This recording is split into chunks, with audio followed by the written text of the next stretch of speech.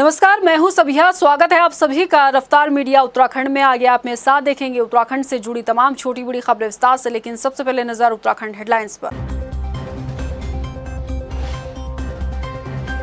मुख्यमंत्री पुष्कर सिंह धामी का कर्मचारियों को दिवाली गिफ्ट, बोनस और महंगाई भत्ता दोनों मंजूर। 1.5 लाख कर्मचारियों को मिलेगा लाभ। कल 2 दिवसीय उत्तराखंड दौरे पर आएंगे प्रधानमंत्री मोदी। बद्री केदार के दर्शन के साथ पुनर्निर्माण कार्यों का लेंगे जायजा। केदारनाथ रोपवे का शिलान्यास कर देंगे बड़ी सौगात। उत्तराखंड विधानसभा बैकडोर से हुई नियुक्तियों पर हाईकोर्ट से मिला स्टे। शपथ पत्र के आधार पर कर्मचारियों की ज्वाइनिंग। 1 महीने के भीतर सरकार को भी दाखिल करना होगा जवाब। प्रदेश भर में बीजेपी प्रदेश प्रभारी दुष्यंत कुमार गौतम के विवादित बयान का कांग्रेस कर रही विरोध। पुतला फूंक दुष्यंत के खिलाफ कार्रवाई की मांग। बीजेपी पर सियासी हमला। और त्योहारों के मद्देनजर राजधानी पुलिस ने तैयार किया ट्रैफिक प्लान। घंटाघर के आसपास नो पार्किंग और नो स्टॉपेज जोन घोषित। गाड़ी पार्किंग करने पर होगा चालान। और हेडलाइंस के बाद बुलेटिन में सबसे पहले बात करेंगे बड़ी खबर की। जी हां, आपको बता दें कि कल उत्तराखंड दौरे पर प्रधानमंत्री मोदी आएंगे। 21 और 22 अक्टूबर को उत्तराखंड में ही प्रधानमंत्री रहेंगे और केदारनाथ धाम और बद्रीनाथ धाम में पुनर्निर्माण कार्यों का प्रधानमंत्री मोदी जायजा लेंगे। आपको बता दें कि प्रधानमंत्री का केदारनाथ में ये 6वां दौरा है, जहां पर वो पुनर्निर्माण कार्यों का निरीक्षण करेंगे। इसके बाद बद्रीनाथ धाम में भी प्रधानमंत्री पूजा अर्चना करेंगे, मास्टर प्लान के कामों का जायजा लेंगे। इसके बाद माणा गांव में एक जनसभा को भी प्रधानमंत्री मोदी जो हैं वो संबोधित करेंगे। माणा गांव में सड़क और रोपवे परियोजनाओं का शिलान्यास कर प्रधानमंत्री मोदी जनता को बड़ी सौगात देंगे। मंदाकिनी आस्था पथ और सरस्वती आस्था पथ का भी प्रधानमंत्री जो हैं वो निरीक्षण करेंगे। इसके साथ साथ प्रदेश के विकास में मील का पत्थर साबित होगा प्रधानमंत्री मोदी का ये दौरा। और अक्सर हम ये देखते आए हैं कि दिवाली के मौके पर प्रधानमंत्री मोदी केदारनाथ धाम आते हैं। उनकी बाबा भोलेनाथ में विशेष आस्था है और ये 6वां दौरा केदारनाथ में प्रधानमंत्री मोदी का होगा। बढ़ते हैं आगे। मुख्यमंत्री पुष्कर सिंह धामी ने दीपावली पर कर्मचारियों को बड़ी सौगात दी है। मुख्यमंत्री पुष्कर सिंह धामी ने दीपावली बोनस और महंगाई भत्ता दोनों को मंजूरी दे दी है। सरकार के इस तोहफे का करीब 1.5 लाख कर्मचारियों को लाभ मिलेगा। जल्द ही शासन की तरफ से इसका आदेश जारी कर दिया जाएगा। दीपावली के त्योहार पर कैबिनेट मंत्री रेखा आर्य ने आंगनबाड़ी कार्यकर्ताओं को बड़ा तोहफा दिया है। महिला सशक्तिकरण और बाल विकास मंत्री रेखा आर्य ने आंगनबाड़ी कार्यकर्तियों के अक्टूबर के मानदेय 23 करोड़ 48 लाख PFMS के माध्यम से सीधे उनके खातों में भुगतान किया है। कैबिनेट मंत्री ने कहा कि इससे प्रदेश में कार्यरत करीब 35,000 आंगनबाड़ी कार्यकर्ताओं को इसका लाभ मिलेगा। आज मैं कह सकती हूँ कि बहुत ही शुभ दिन है और आज हमने जो है लगभग 23 करोड़ 48 लाख की धनराशि हमारी आंगनबाड़ी कार्यकर्तियों के मानदेय के स्वरूप में एडवांस में अक्टूबर माह की उनके खातों में DBT की है, जो कि मैं मानती हूँ कि उनके लिए बहुत ही मददगार सिद्ध होगा। और निश्चित रूप से विभाग जो है आंगनबाड़ी कार्यकर्तियों के प्रति कितना गंभीर है वह इन प्रयासों से देखा जा सकता है। मेरी ओर से आंगनबाड़ी बहनों को दीपावली की अग्रिम शुभकामनाएं हैं। बहुत उत्तराखंड अधीनस्थ चयन आयोग के सामने आए भर्ती घोटाले के एक के बाद एक सरकारी भर्तियों में उजागर हुई धांधलियों में हाईकोर्ट ने CBI जांच से इनकार कर दिया है। हाईकोर्ट के इस फैसले के कई सियासी मायने भी निकाले जा रहे हैं, तो विपक्ष को भी हाईकोर्ट के इस फैसले से झटका जरूर लगा है। ये रिपोर्ट देखिए। उत्तराखंड में UKSSC की भर्ती परीक्षाओं में धांधली की CBI जांच करने की मांग को नैनीताल हाईकोर्ट ने खारिज कर दिया है। इससे विपक्ष को भी झटका लगा है। दरअसल भर्ती घोटाले उजागर होने के बाद से लगातार कांग्रेस इस मसले पर CBI जांच की मांग कर रही थी, मगर अब कोर्ट के फैसले के बाद विपक्ष के हाथ से सरकार को घेरने का एक और मुद्दा निकल गया है। हाईकोर्ट ने भर्ती घोटाले मामले में STF की कार्रवाई पर संतुष्टि जाहिर करते हुए CBI जांच से इनकार कर दिया है। बीजेपी हाईकोर्ट के फैसले का स्वागत कर रही है।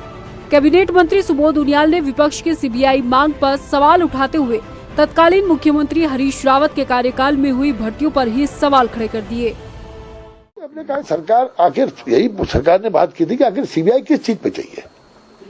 सरकार ने सारे घपले खोल दिए, लगातार लोग पकड़े जा रहे हैं और मैं समझता हूं कि इसमें कहीं ना कहीं कांग्रेस की आंतरिक राजनीति न हो, क्योंकि हरीश रावत जी के जमाने से ही इसमें यूके में ये शुरुआत वहीं से हुई है।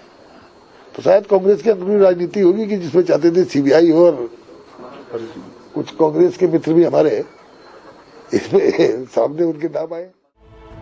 कोर्ट का फैसला भले ही कांग्रेस के लिए झटके के रूप में माना जा रहा हो और सरकार के मंत्री भी इसे कांग्रेस की अंदरूनी लड़ाई बताते हुए सीबीआई जांच की मांग को बेबुनियाद बता रहे हैं, लेकिन कांग्रेस के प्रदेश महामंत्री मथुरादत्त जोशी का कहना है कि जब से उत्तराखंड राज्य का गठन हुआ तब से जितनी भर्तियां हुई हैं उनमें सभी में धांधली हुई है। सभी की जांच के लिए सीबीआई जांच जरूरी है। ये कहना बिल्कुल गलत है। क्या खंडूरी जी के समय में भर्तियां नहीं हुई हैं? क्या हरबंस कपूर जी के समय में भर्तियां नहीं हुई हैं? मुझे समझ में नहीं आता भाजपा के मंत्री इतने मानसिक रूप से दिवालिया क्यों हो। यूके SSS तो बनाई हरीश रावत जी के समय में, कराई ना जांच। कौन कर रहा है? उनको मना कौन कर रहा है? अगर हिम्मत है सरकार पे तो कराई जांच, हम कहाँ मना कर रहे हैं। लेकिन जहां तक भर्ती होने का सवाल है, क्या भर्तियां निशंक जी के समय में नहीं हुई है? हमने तो विधानसभा में भी जोड़ा है उसको। आप कराइए जांच। जितनी भर्तियां 2000 से अभी तक हुई हैं उन सब की जांच होनी, सब में घपले हैं। कहीं न कहीं किसी न किसी का इन्वॉल्वमेंट है। उत्तराखंड अधीनस्थ चयन आयोग भर्ती पेपर लीक मामले में मुख्यमंत्री धामी लगातार इस बात का दावा कर रहे हैं कि दोषियों की बख्शिश किसी कीमत पर नहीं होगी। तो अब हाईकोर्ट ने भी STF की जांच पर अपनी संतुष्टि जता दी है। ऐसे में आयोग में हुई भर्तियों पर सीबीआई जांच होगी या नहीं ये कह पाना मुश्किल होगा, मगर इतना जरूर है कि अब इस मसले पर वार पलटवार की राजनीति लंबी चलने वाली है। रफ्तार मीडिया के लिए देहरादून से मनीष डगवाल की रिपोर्ट। उत्तराखंड विधानसभा बैकडोर से हुई नियुक्तियों पर हाईकोर्ट का स्टे सरकार के फैसले पर भारी पड़ता नजर आ रहा है। दरअसल विधानसभा में धांधली से हुई नियुक्तियां निरस्त होने के बाद हाईकोर्ट पहुंचे कर्मचारियों को स्टे मिल चुका है और शपथ पत्र के आधार पर कर्मचारियों की ज्वाइनिंग हो रही है। सरकार को भी 4 हफ्ते के भीतर इस मसले पर जवाब दाखिल करना होगा। ऐसे में सवाल ये है कि कहीं सरकार ने इस मसले पर जल्दबाजी तो नहीं की। ये रिपोर्ट देखिए। क्योंकि सरकार ने उन्हें स्टे दिया है तो रीजॉइनिंग का उनको कहा है कि आप एप्लीकेशन दीजिए। एक एफिडेविट भी उनको कहा है। तो कल करीबन 82 लोगों ने अपनी ज्वाइनिंग दी है। विधानसभा अध्यक्ष रितु खंडूरी का ये बयान सुनकर आप समझ गए होंगे कि आखिर जिन कर्मचारियों को विधानसभा से बाहर का रास्ता स्पीकर ने दिखाया था, अब उन्हीं कर्मचारियों को विधानसभा में दोबारा ज्वाइनिंग दी जा रही है। इससे पहले धांधली उजागर होने पर निरस्त हुई नियुक्तियों को लेकर कर्मचारी विधानसभा अध्यक्ष के फैसले के खिलाफ हाईकोर्ट पहुंचे और कोर्ट से विधानसभा अध्यक्ष के फैसले पर स्टे लेकर आए, जिसके चलते अब 228 कर्मचारियों को विधानसभा में फिर से नियुक्ति देने की प्रक्रिया शुरू हो गई है। पहले दिन 82 कर्मचारियों को नियुक्ति दी गई। कोर्ट से जो स्टे कर्मचारियों को मिला है उससे विपक्ष सरकार के साथ विधानसभा अध्यक्ष पर भी सवाल उठा रहा है। विपक्ष का साफ तौर पर कहना है कि सरकार ने सुर्खियां बटोरने के लिए ये सब किया है। ऐसे में सवाल ये भी है कि कहीं सरकार ने जल्दबाजी में तो ये कदम नहीं उठाया। ये सवाल इसलिए उठ रहा है कि अगर कोई कार्रवाई सरकार या विधानसभा अध्यक्ष को करनी होती तो जो नियुक्ति पत्र कर्मचारियों को हटाने को लेकर दिया गया है उसमें जनहित का जिक्र न होता। क्योंकि सरकार ने उन्हें स्टे दिया है तो रीजॉइनिंग का उनको कहा है कि आप एप्लीकेशन दीजिए। एक एफिडेविट भी उनको कहा है। तो कल करीबन 82 लोगों ने अपनी ज्वाइनिंग दी है। तो उनको हमने कहा है कि हम दिवाली के बाद आपका जो भी निर्णय होगा दिवाली के बाद करेंगे। स्पेस जो भी देना है, बैठना है, जो भी है उस तरह की चीजें हम अब कर रहे हैं। जहाँ तक आगे क्या होगा अभी मैं समझ रही हूँ कि इसको पढ़ रही हूँ, क्योंकि कल ही आया 72 वाला तो ऑर्डर आया ही नहीं है, वो तो मैंने अभी पढ़ा ही नहीं है। तो जब वो आ जाता है तो उसके बाद एक साथ हम कोई निर्णय लेंगे। जो इन्होंने विधानसभा में निरस्तीकरण किया वो सिर्फ और सिर्फ वाहवाही लूटने के लिए, अखबारों की सुर्खियों बनने के लिए किया। उसमें कोई मजबूत निर्णय कहीं नहीं दिखता। तो जिन लोगों ने नौकरी गलत तरीके से दी, जिन्होंने जो है हमारे जो संविधान है, जो नियम कानून है, उन्हें ताक पर रखकर अपनी मनमर्जी कर दी, वो लोग ऐसे बैठे हुए हैं। और जिनका दोष नहीं है उनको नौकरी से निकाला गया। और जिस तरीके से आदेश बनाया गया उससे स्पष्ट था पहले कि हाईकोर्ट जाके उनको रिलीफ मिल जाना है। कुल मिलाकर देखें तो कोर्ट से स्टे मिलने के बाद जहां विधानसभा में तदर्थ कर्मचारियों को फिर से नियुक्ति दी जा रही है, तो वहीं विपक्ष सरकार और विधानसभा अध्यक्ष की मंशा पर सवाल खड़े कर रहा है। लेकिन जिस तरीके के आरोप विपक्ष विधानसभा अध्यक्ष पर टीआरपी बटोरने को लेकर लगा रहा है, उस पर विधानसभा स्पीकर ने नाराजगी जताई है। विधानसभा अध्यक्ष का कहना है कि जो फैसला उन्होंने लिया वो नियम कानून के तहत लिया है। महिला हूँ, एक माँ हूँ और 228 जिंदगियों के साथ खेलकर टीआरपी बटोरना मेरा काम नहीं है, मेरे संस्कार नहीं है, मेरा स्वभाव नहीं है। और मैं बहुत आपत्ति दर्ज करती हूँ इस बात पर, अगर किसी ने इस बात को कहा है कि मैं टीआरपी बटोर रही हूँ। दिस इज रिडिकुलस, बिल्कुल सही बात नहीं है। मैंने नियम के तहत काम किया, जो नियम बने हुए हैं विधानसभा में, जो नियम मेरे सामने आए उनके तहत मैंने काम किया है। और ये बात कहना कि मैंने टीआरपी बटोरी है, बिल्कुल सरासर झूठ और गलत। उत्तराखंड विधानसभा में बैकडोर से नियुक्ति पाए नेताओं के करीबियों को नौकरी मिलने का मामला खूब गरमाया था, लेकिन अब जिस तरीके से भाजपा हो या कांग्रेस, दोनों ही सियासी दलों के नेताओं के करीबियों को कोर्ट से राहत मिली है, उसको लेकर भी अब राजनीति तेज हो गई है। ऐसे में इंतजार इस बात का रहेगा कि जब हाईकोर्ट में मामले की सुनवाई पूरी होगी और हाईकोर्ट अपना फाइनल डिसीजन सुनाएगा तो क्या कुछ बैकडोर से नियुक्ति पाए कर्मचारियों के भविष्य को लेकर फैसला आता है। रफ्तार मीडिया के लिए देहरादून से मनीष डंगवाल की रिपोर्ट।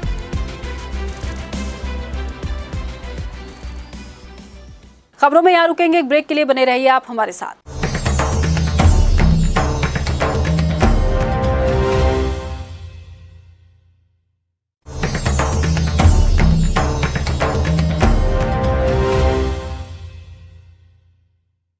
उत्तराखंड भाजपा प्रदेश प्रभारी दुष्यंत कुमार गौतम के विवादित बयान के विरोध में कांग्रेसियों ने प्रदेश भर में उनके खिलाफ जमकर विरोध किया।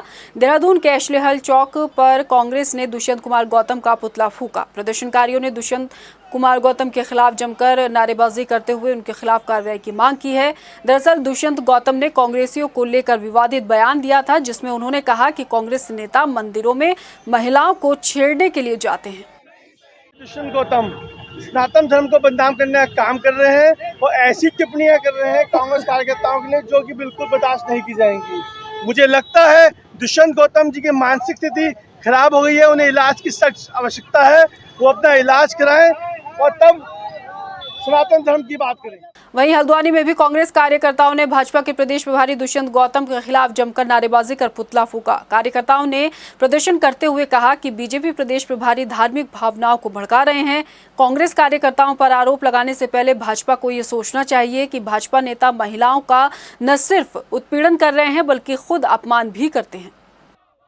हमने भाजपा के प्रदेश प्रभारी दुष्यंत गौतम जी का ये पुतला फूंका है और जिस तरीके से उन्होंने अनगढ़ बयानबाजी कांग्रेस के कार्यकर्ताओं के ऊपर, कांग्रेस पार्टी के ऊपर की है, हम उसकी घोर निंदा करते हैं। और निश्चित रूप से देखिए, हम जो आजकल देख रहे हैं कि लगातार कुछ दिनों से भाजपा के नेताओं के द्वारा, भाजपा के कार्यकर्ताओं के द्वारा जिस तरीके से महिलाओं के लगातार उत्पीड़न हो रहे हैं, महिलाओं के खिलाफ बातें की जा रही हैं और अब ये इतने ज़्यादा हो चुके हैं कि अब ये मंदिरों के खिलाफ भी, मंदिरों में जाने वालों के खिलाफ भी ये अपनी बयानबाजी से वो हो रहे हैं। और इनका जो दिमाग है वो कहीं ना कहीं पर ये जो होता है कि थोड़ा सा दिमाग इनकी जो संतुलन बिगड़ गया है।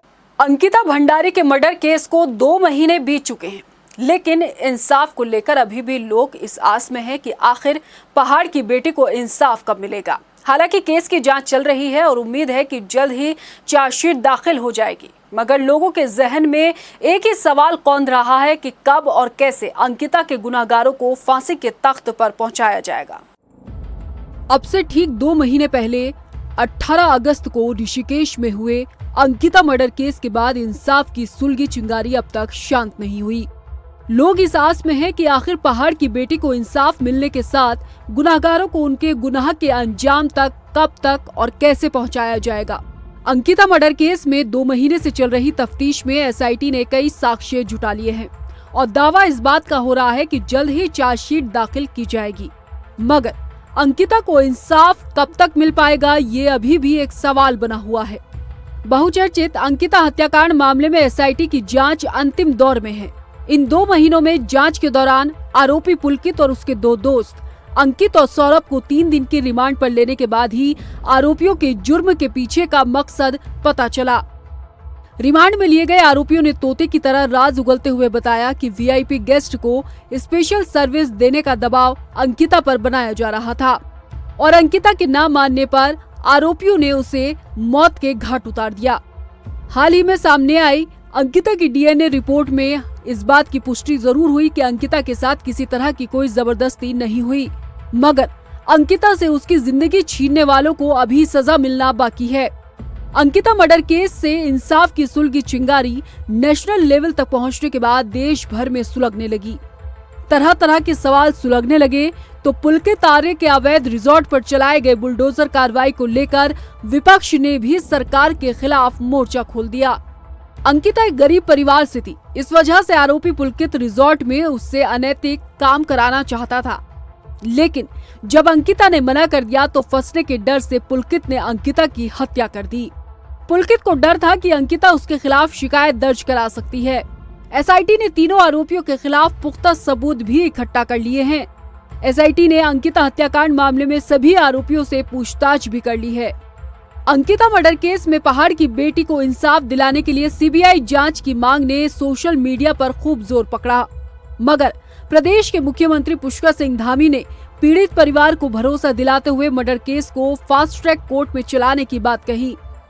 एसआईटी भी जल्द चार्जशीट दाखिल करने का अब दावा कर रही है, लेकिन हैरानी इस बात की है कि 2 महीने से चल रही एसआईटी जांच में अब तक इस बात का खुलासा नहीं हुआ कि आखिर वो वीआईपी शख्स कौन था जिसे स्पेशल सर्विस देने के नाम पर महज एक 19 साल की मासूम अपनी जिंदगी से हाथ धो बैठी है। सवाल ये भी है कि आखिर वीआईपी गेस्ट का नाम अब तक बाहर क्यों नहीं आया।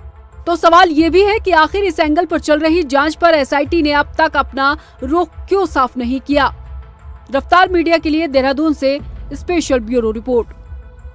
और अब बात त्योहारों की कर लेते हैं। धनतेरस और दिवाली पर भीड़भाड़ को देखते हुए यातायात पुलिस ने ट्रैफिक प्लान तैयार किया है। देहरादून घंटाघर के आसपास नो पार्किंग और नो स्टॉपेज जोन घोषित किया गया है। इसके अलावा वाहनों की संख्या में बढ़ोतरी की संभावना के चलते 10 नई अस्थायी पार्किंग बनाई गई हैं। एसपी ट्रैफिक ने बताया कि अलग अलग दिनों में अलग अलग प्रेशर पॉइंट्स को चिन्हित कर शिफ्ट में ड्यूटी लगाई जाएगी और त्योहारी सीजन को देखते हुए अलग अलग टीमों का गठन किया गया है। साथ ही अनाउंसमेंट करने के लिए एक टीम बनाई गई है जो कि वाहन चालकों को जानकारी देती रहेगी। इसके अलावा नो पार्किंग में गाड़ी पार्क करने वालों के खिलाफ चालानी कार्रवाई होगी। सोमवार को दीपावली बनाई जा रही है, उसको लेकर जो आम जनता है खरीदारी के लिए घर से बाहर निकलती है और लाजमी है सब दीपावली पे सब अपना नया सामान खरीदने के लिए घर से बाहर निकलते हैं और घर से बाहर निकलने के लिए बाज़ारों में जाते हैं और बाज़ारों में लगातार भीड़ देखने को मिलती है त्योहारों के दिन। वहीं हम इस समय पलटन बाज़ार में हैं। पलटन बाज़ार की स्थिति हम आपको दिखाना चाहेंगे कि अभी लगभग 4-5 दिन हैं दीपावली को और उस 4-5 दिन पहले से ही पलटन बाज़ार में काफ़ी तादाद में भीड़ देखने को मिल रही है, जिससे कि आप साफ तौर पर देख सकते हैं कि जाम की भी व्यवस्था है कि ख़राब हो रखी है और जो लोगों ने जो पार्किंग लगा रखी है उन पार्किंग की वजह से भी जाम की स्थिति देखने को मिल सकती है, जिससे जो पैदल चलने वाले लोगों को दिक्कतों का सामना करना पड़ता है। वहीं अगर हम बात करें यातायात पुलिस की, यातायात पुलिस ने इस बार पहली बार जो पलटन बाज़ार है इसमें 10 अस्थायी पार्किंग की व्यवस्था की गई है, जिससे जो लोग सड़कों पर अपना वाहन पार्क करते हैं वो अपने जो अस्थायी पार्किंग बनाई गई है उस पार्किंग पे अपने वाहन को खड़ा कर सकते हैं। वहीं साथ ही साथ जो ट्रैफिक पुलिस ने इस बार जो अतिरिक्त पुलिस बल भी उतारा है इन बाज़ारों में जहां पर अत्यधिक भीड़ होती है। वहीं जो पुलिस बल है घुड़सवार के द्वारा भी जो पुलिस है उस जाम को कम करने की कोशिश करने का काम करेगी। वहीं कहीं ना कहीं जो पलटन बाज़ार में पुलिस बल को भी तैनात किया गया है, जो अवैध पार्किंग में जो नो पार्किंग में खड़ा करते हैं वाहन को उनको हटाने का काम करेंगे और बाज़ारों में कम से कम भीड़ हो उसको पर ध्यान दिया जाएगा। हालांकि लगातार भीड़ देखने को मिलती है और यातायात पुलिस हर साल ही प्लान बनाती है और इस बार भी 10 स्थायी पार्किंग बनाई हैं। तो अब देखने वाली बात ये रहेगी कि कितनी जाम की स्थिति बनती है बाज़ारों में, ये आने वाले वक्त पे पता चल पाएगा। कैमरा पर्सन अरविंद के साथ हिमांशु चौहान, रफ्तार मीडिया, देहरादून। दिवाली और छठ पूजा त्योहार के चलते बाहरी राज्यों के लोग अपने घरों की तरफ रुख कर रहे हैं, जिस कारण सभी ट्रेनों में सीट फुल होने के बाद 100 से ज्यादा सीटों की वेटिंग चल रही है। देहरादून से चलने वाली Upasana, Ujjaini link, Dehradun Muzaffarpur express, Dehradun Varanasi, Dehradun Madurai, Dehradun Indore express, Dehradun Howrah और देहरादून बांद्रा एक्सप्रेस समेत कई ट्रेनों में सीटें अभी से फुल हो गई हैं। इस बार मुरादाबाद मंडल ने 3 स्पेशल ट्रेनों का संचालन किया है, लेकिन इन ट्रेनों में 100 से ज्यादा वेटिंग चल रही है। वहीं स्टेशन अधीक्षक ने बताया कि उनकी तरफ से मुरादाबाद मंडल को पत्र भेजा गया है कि ट्रेनों में अतिरिक्त कोच लगाए जाएं और मंडल के आदेश के बाद ही अतिरिक्त कोच लगाने का फैसला किया जा सकता है। मैंने भी प्राप्त जानकारी के अनुसार ये वेटिंग लगभग 100 से ऊपर चल रही है, मतलब जो फेस्टिवल वाली ट्रेन है उसमें भी वेटिंग ऐसा है। इसकी सूचना हम समय पर देते रहते हैं। बाकी जो हमारा हेडक्वार्टर तय करेगा वो एज पर रिक्वायरमेंट गाड़ी भी उपलब्ध करा दी जाएगी या फिर कोच लगा दिए जाएंगे एज पर रिक्वायरमेंट, तो हमने सूचना भिजवा दी। लक्सर पुलिस ने 6 अक्टूबर को व्यापारी सुनील बंसल के घर पर डकैती का प्रयास और 16 अक्टूबर को पुलिस कर्मियों के ऊपर फायर झोंकने वाले गैंग के 2 बदमाशों को देर रात मुठभेड़ के दौरान गिरफ्तार कर लिया है, जिनके कब्जे से 2 मोटरसाइकिल, 1 32 बोर की पिस्टल, 3 खोखा कारतूस, 1 312 बोर का तमंचा बरामद हुआ है। दोनों बदमाश जनपद मेरठ उत्तर प्रदेश के रहने वाले हैं। हरिद्वार वरिष्ठ पुलिस अधीक्षक योगेंद्र सिंह रावत ने बताया कि इस मामले में जो बदमाश फरार है उन्हें जल्द ही गिरफ्तार कर लिया जाएगा। पुलिस जब अपनी इस सुराग रस्सी में और अपनी जो गश्त चेकिंग वगैरह इन चीज़ों में व्यस्त थी, तो 16 तारीख को फिर एक दूसरी घटना हुई थी, जिसमें कि कुछ ऐसे बदमाश जो कि दोबारा कुछ लूट का प्रयास कर रहे थे, उनकी पुलिस से मुठभेड़ भी थी, जिसमें 2 पुलिसकर्मी घायल भी हुए थे। क्योंकि एक चुनौतीपूर्ण घटना थी, पुलिस लगातार इसके लिए प्रयासरत थी कि इन बदमाशों को पकड़ा जाए। तो हमको ये सूचना मिल रही थी लगातार कि पश्चिम उत्तर प्रदेश के लोग इस क्षेत्र में दोबारा सक्रिय हो सकते हैं, क्योंकि दीपावली का त्यौहार नज़दीक आ रहा है। तो इसी क्रम में कल शाम को जब कुआंखेड़ा के पास एक चेकिंग चल रही थी, तो एक मोटरसाइकिल पर वहाँ से 2 बदमाश वहाँ से निकले, जिनके द्वारा कि जब रोके जाने पर पुलिस पर फायर किया गया। पुलिस ने भी जवाबी फायर किया और अंततः 2 बदमाश पकड़े गए, जिनमें से एक के पैर में गोली लगी। नैनीताल में लगातार बढ़ते डेंगू के प्रकोप को थामने के लिए स्वास्थ्य विभाग की तरफ से चलाए जा रहे जागरूकता अभियान भी अब बेअसर साबित हो रहा है। नगर निगम की तरफ से फॉगिंग किए जाने के बावजूद डेंगू के मरीज लगातार बढ़ रहे हैं। एसीएमओ डॉक्टर रश्मि पंत ने बताया कि स्वास्थ्य विभाग नगर निकायों के साथ मिलकर लगातार सफाई अभियान चलाया जा रहा है। इसके अलावा पूरे जिले में अस्पतालों में डेंगू के लिए अलग से आइसोलेशन वार्ड बनाए गए हैं। धीरे धीरे हालात काबू में हैं। और अभी तक हमारे 86 केसेस जो हमारे आइडेंटिफाइड हैं, टोटल 86 केसेस है, उसमें से 66 केसेस हमारे सिर्फ नैनीताल के हैं और 3 अभी सुशत्यवारी में भर्ती हैं। और काफ़ी हम लोगों ने नियंत्रण पाया है, क्योंकि अब जब जैसे दमनडोंगा क्षेत्र में हमारा काफ़ी संवेदनशील क्षेत्र था, वहाँ भी प्रति दिवस हमारी हेल्थ टीम्स जा रही हैं, घर घर जाके सर्विलांस कर रही हैं, फॉगिंग भी हो रही है। नगर निगम का भी सहयोग हमारे डिपार्टमेंट के साथ साथ किया जा रहा है। जल संस्थान के साथ सभी विभागों के अंतर विभागीय हम लोग ने बैठक भी करी है जिलाधिकारी और मुख्य चिकित्सा अधिकारी महोदय की अध्यक्षता में, तो काफी हद तक हम लोग अब इसमें कंट्रोल पा। लोहाघाट थाने के एसओ जसवीर सिंह चौहान के नेतृत्व में पुलिस ने धनतेरस और दीपावली पर्व को शांतिपूर्ण और सुरक्षित तरीके से संपन्न कराने के लिए नगर के व्यापारियों और टैक्सी यूनियन पदाधिकारियों के साथ बैठक की। एसओ जसवीर सिंह चौहान ने बताया कि सभी व्यापारियों को दुकानों के आगे निर्धारित जगहों पर सामान लगाने, पटाखे व्यापारियों को प्रशासन द्वारा दिया गया वैध लाइसेंस के साथ ही काम करने के निर्देश दिए गए हैं। नियमों का उल्लंघन करने पर कार्रवाई होगी। इसके लिए हमारे द्वारा टैक्सी संचालकों से मीटिंग करके अपनी इनकी टैक्सियों को बाजार से, कस्बे से बाहरी रोकने हेतु कहा गया है और सवारी को वहीं ये अल्टा पल्टी करेंगे। और इसके साथ साथ ही हमारे जो क्षेत्र में लोग अपना व्यापार करने आएंगे बाजार में, उनसे भी ये निवेदन है कि अपने 2 व्हीलर को ये जो मीट मार्केट है वहाँ पे खड़ा करेंगे और 4 व्हीलर भी जहाँ जहाँ निर्धारित पार्किंग है, जो अस्थायी पार्किंग हमारे द्वारा बनाई गई है, वहाँ पे अपने वाहन को खड़ा करेंगे, जिससे कि यातायात बाधित ना हो। गदरपुर के आवास विकास क्षेत्र की 3 कॉलोनियों के 1 दर्जन घरों और 2 मंदिरों के ताले टूटे पाए गए हैं। घटना की जांच पुलिस कर रही है। बताया जा रहा है कि गदरपुर में लगभग 12 जगहों पर चोरी की वारदात सामने आई है। जिस घर में ताले लगे थे वहां पर चोरों ने ताले तोड़कर अंदर घुसे हैं, लेकिन बड़ा नुकसान नहीं हुआ। वहीं प्रीत विहार कॉलोनी के मंदिर से कन्हैया जी की मूर्ति चोरी की गई है, जो कि चांदी की थी। एक और मंदिर से चोरों ने दान पात्र से पैसे चुराए। इन घटनाओं में पुलिस का कहना यह है कि जांच जारी है, जल्द खुलासा होगा। सर, रात तो बहुत बड़ी निंदा हुई है। 8 घरों में चोरी हुई है रात में, जिसमें से 1-2 दुकानों भी ताले टूटे हैं और मंदिर में बहुत बड़ी चोरी के काम है, 2 मंदिरों में भी चोरी हुई है। और हमारे यहाँ पूरा ब्यौरा और जिस बंदे ने चोरी करी उसकी पूरी वीडियो और उसकी पूरी शक्ल आपको मैं दिखाता हूँ, लेकिन पुलिस प्रशासन की तरफ से कुछ भी कार्रवाई नहीं हुई। मेरे से तो बस इतना ही कहा गया कि भाई कार्रवाई चल रही है, देख रहे हैं, कर रहे हैं, तो किसी चीज़ का कोई निंदा नहीं की गई। फिलहाल इस बुलेटिन में इतना ही। मुझे दीजिए इजाजत, लेकिन जाने से पहले एक नजर हेडलाइंस पर। नमस्कार। मुख्यमंत्री पुष्कर सिंह धामी का कर्मचारियों को दिवाली गिफ्ट, बोनस और महंगाई भत्ता दोनों मंजूर, 1.5 लाख कर्मचारियों को मिलेगा लाभ। कल 2 दिवसीय उत्तराखंड दौरे पर आएंगे प्रधानमंत्री मोदी। बद्री केदार के दर्शन के साथ पुनर्निर्माण कार्यों का लेंगे जायजा। केदारनाथ रोपवे का शिलान्यास कर देंगे बड़ी सौगात। उत्तराखंड विधानसभा बैकडोर से हुई नियुक्तियों पर हाईकोर्ट से मिला स्टे। शपथ पत्र के आधार पर कर्मचारियों की ज्वाइनिंग, 1 महीने के भीतर सरकार को भी दाखिल करना होगा जवाब। प्रदेश भर में बीजेपी प्रदेश प्रभारी दुष्यंत कुमार गौतम के विवादित बयान का कांग्रेस कर रही विरोध। पुतला फूंक दुष्यंत के खिलाफ कार्रवाई की मांग, बीजेपी पर सियासी हमला। और त्योहारों के मद्देनजर राजधानी पुलिस ने तैयार किया ट्रैफिक प्लान। घंटाघर के आसपास नो पार्किंग और नो स्टॉपेज जोन घोषित, गाड़ी पार्किंग करने पर होगा चालान।